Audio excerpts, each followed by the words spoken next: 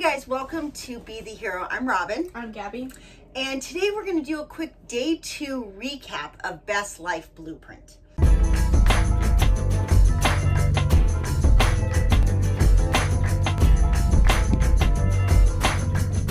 If you're somebody who, loves their job or where you live, or you feel like you have great relationships, but you still want more, right? You want the dream, then you're in the right place, because here we're trying to help people who are already driven and hardworking and feel empowered put together the pieces of what their best life looks like. Not just a better life, but their best. And sometimes for us, that just means changing how we feel as we go through our day. It doesn't necessarily mean you have to change careers or leave a relationship or move places. It could. You're welcome to.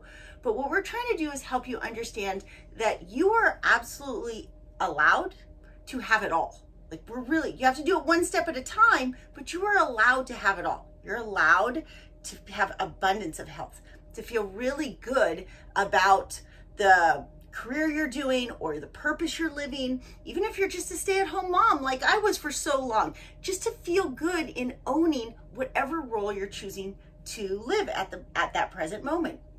And with the Best Life Blueprint, we started off yesterday by recapping how important it is to have a clear vision of what makes you happy.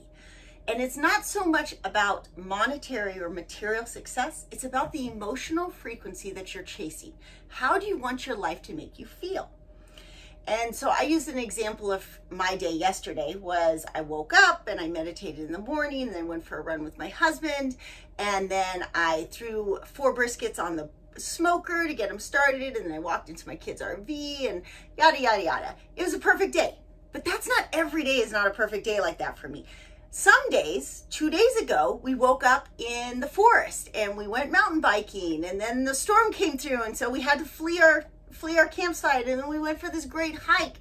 For me, as a moon in Scorpio, my perfect day fluctuates. I have a lot of perfect days, and I like to make decisions at the last minute and change plans often.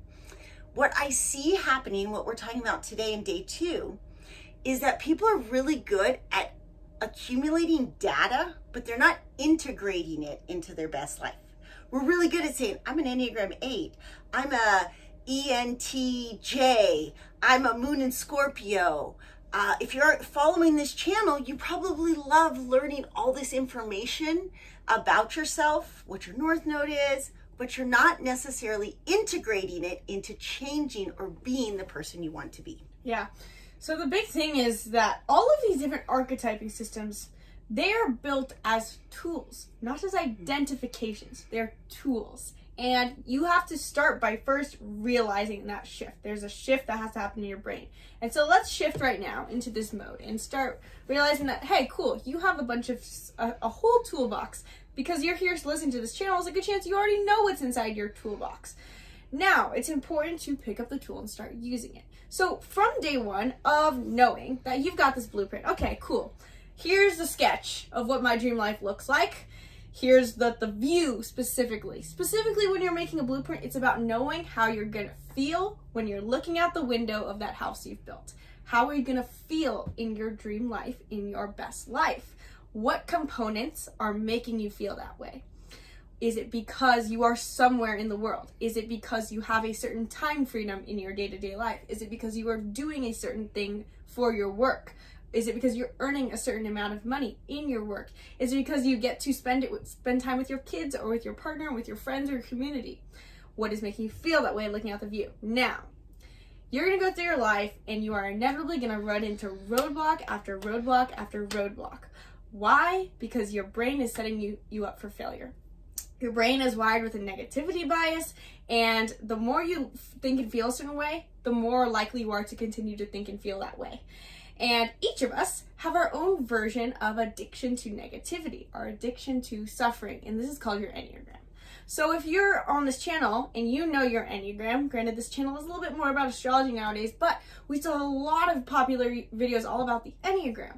Your Enneagram is your secret key to success. Now, it's not in the way you think, though. It's not because you're going to look at yourself and I'm an Enneagram 3, she's an Enneagram 8. I can't look at myself and go, cool, this is my blueprint for this is the life I want, the view I want to be looking at. And I don't go, cool, I want this level of achievement. I use the example in our training that if I were going through my life and I said, cool, my next goal is to be on the Forbes 30 under 30 list, that's aligned with my Enneagram 3 because I'm the achiever. Except then I look at myself and I go, wait, the whole point of me having a desire is because I want to change my emotional frequency. I want to feel a different way, which is why I'm creating a desire. But if I continue to go after my desires the same way I always have my whole life, which is achievements, then won't I feel the same way after the next achievement that I did after my last achievement? Using your Enneagram is recognizing where you have an addiction to trying to fulfill a sense of lack in your life. And so Enneagram is one example. This is one archetyping version of recognizing where your brain is lying to you. Your brain is lying to you and telling you what you think you want as opposed to what's really going to make you feel that way. It's going to give you an indicator into the version of suffering that you're going to set yourself up for. So just like your Enneagram kind of pulls you toward this core desire that you think is going to make you happy but doesn't really, your Enneagram also contains a core limiting belief that you are addicted to. So as an Enneagram 3, for example, that the core negative belief that a 3 is drawn to is that I am only worthy if I succeed, or I am only worthy if I achieve. And so now I'm coming from that belief system that whatever negative thing happens in my life, whether it's a small conversation or a big conflict, small or big, your brain is going to default back to a specific negative belief depending on your Enneagram.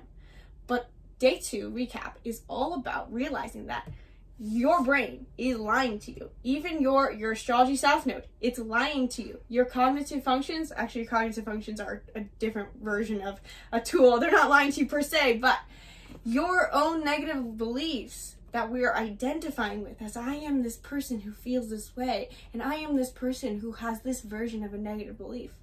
It's lying to you, and it's a tool to help you see it and go, oh wait, I recognize that. It's like this little person on your shoulder, you go, oh, I know you can leave now.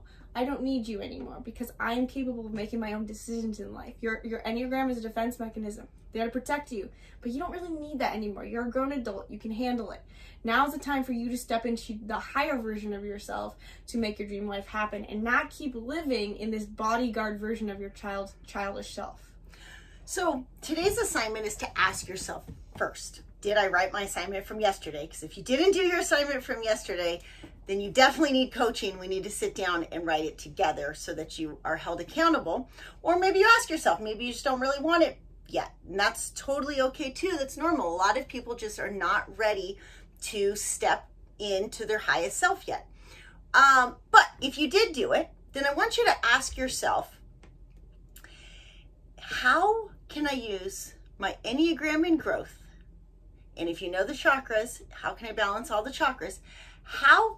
What does the person look like who's in growth living this perfect life? Because sometimes we think through, like say I'm an Enneagram 8 and I'm thinking, okay, as an Enneagram 8, my best life is to act more like a 2 and act more like a 5.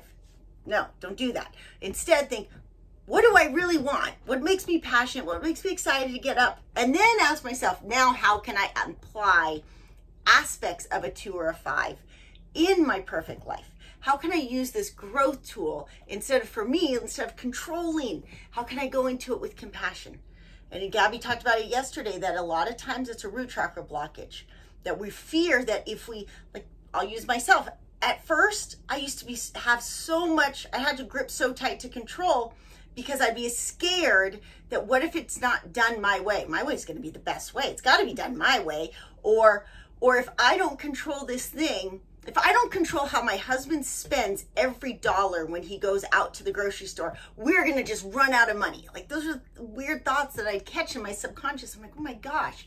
If now I go like, oh wow, if he spends all of that, then I'm not worried because he's an amazing coach and I'm an amazing coach and our kids have careers. Like, money is just going to come back into us. It's just money's energy, and I never fear having not enough energy to go do a hike. So why would I fear not having enough money? Money's energy. So I'll catch those things and be like, oh, how can I do my perfect life, my best life, and just be like more more of a 2, more compassionate, more accepting? How can I, well, with a 5, you think of greedy for resources, but actually for me, I have to fulfill my own resources. I have to make sure I don't deplete myself. I have to ask for help and let people, like, let me, my other daughter gave me a nice pedicure earlier today. It's like, for me to let go of control and allow and receive was a big deal for me. So I ask you to write your perfect life and then think, how does this person in Enneagram growth, so if Gabby was a 3, how does this person go towards her perfect life as more of a 6, as more of trusting, or as more of a 9, and just relax and breathe and take the time? You can still be hardworking, you can still be focused, but you're going to do it from a space, from just a different set of beliefs, a different mindset. Embracing the growth numbers of our Enneagram is more about shifting your mindset instead of shifting your actions. You're actually going to hold on to a lot of the same actions as your core type, but it's about changing your mindset and thought processes to be along with your growth path.